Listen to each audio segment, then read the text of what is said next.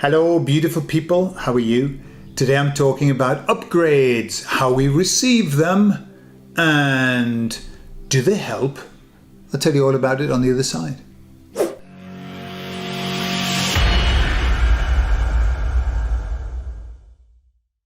So we've just completed a week's immersion course with our students here in Spain. So for a week, I was pretty much focused on doing that, and I wasn't able to talk to the emissaries or anything. So when I was on Saturday, when I was out running, I was saying to them, "Oh, thank goodness, I missed you, and I've missed our chats and stuff like that." And they said, "Well, we haven't missed you because we're always working with you. No matter what you're doing, we're always working with you." And I said, "I know that.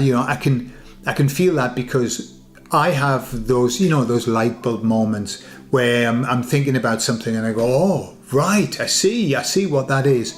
And I know that they help with those, manipulating my mind to make me think certain things. Is this a free world? No. And so I said to them, hey, at the beginning, when they first came through, they used to formally work to raise my vibration. I think I must have been way down. I think I was way down when they started because they had to really shift me up. And each time they did it, it was very powerful. It was almost out of body sometimes. And I said to them, you don't do that now. So what do you do? How does it work now? And they said, well, we don't do that now because we've been working together for so long, more than 4 years now. We've been working together so long. It's a constant work in progress. So we're constantly upgrading you as you go. So you don't notice it. And so I asked, I said, so does that mean that I'm always top of the shop, top of the pops? And they said, no, it doesn't mean that at all. So they explained what this ascending is and how we react to it, because I'm talking about my experience, but this applies to everybody. We're all in this process of being ascended, whatever that means. I'm just using that word. Don't get stuck on the concept, okay?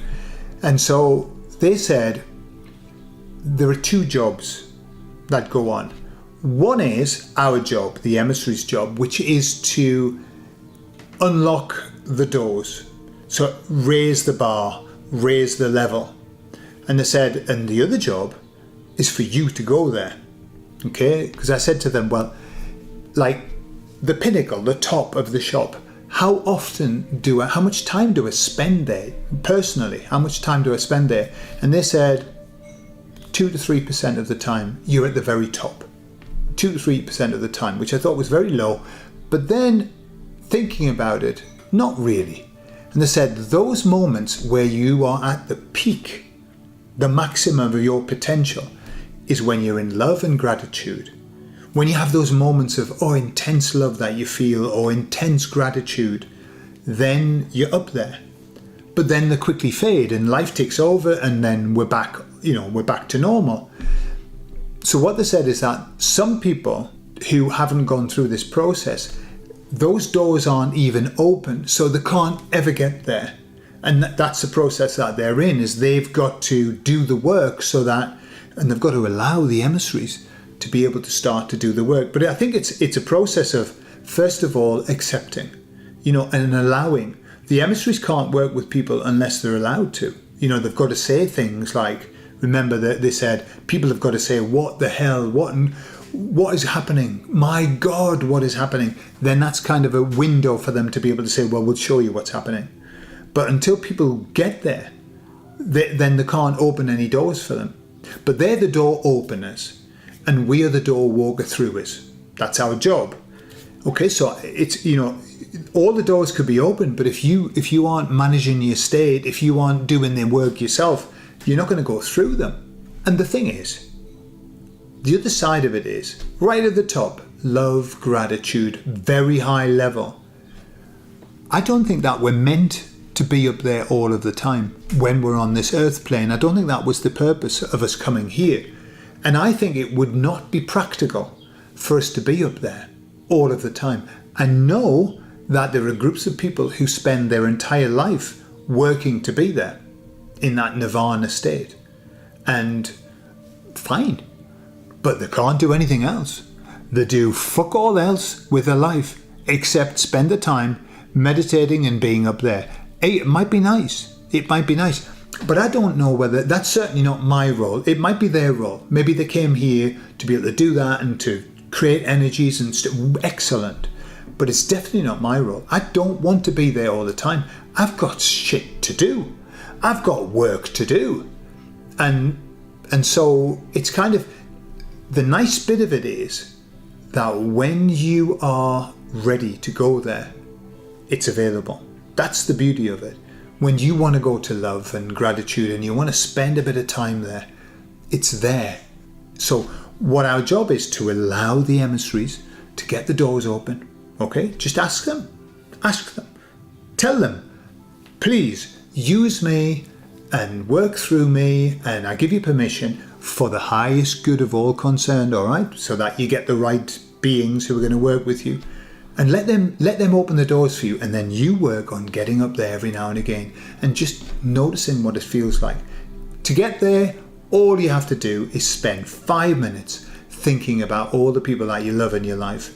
Spend 5 minutes thinking about everything that you have in your life and giving gratitude for it.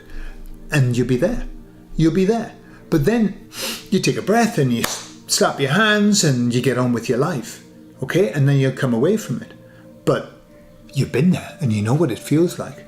And I suppose what it feels like there, in that love and gratitude, is a very small percentage of what it feels like on the other side. You know, I don't think that we have access to exactly what it's like on the other side in terms of the feeling. You know, and I think because we don't have a concept here, we would go there with childlike eyes, and it would be, I think it would be mind-blowing at the beginning. All the people who have out-of-body experiences talk about that mind-blowing, the feeling. No wonder they don't want to come back. Nearly always go, and they're saying, you've got to go back. And I'm going, oh no, I think I'll stay here. It's very nice. I'm feeling very much like the Buddha here. And then they have to come back. And they always talk about when they come back, coming back into a body of pain and suffering. However, at least we can have a respite, yeah? Have a respite up there, have a bit of love and gratitude, and then come back down, reinforced, revitalized, ready to have the pain and the suffering of this experience in which we find ourselves. I love you all, and I'll speak to you all later. Bye-bye.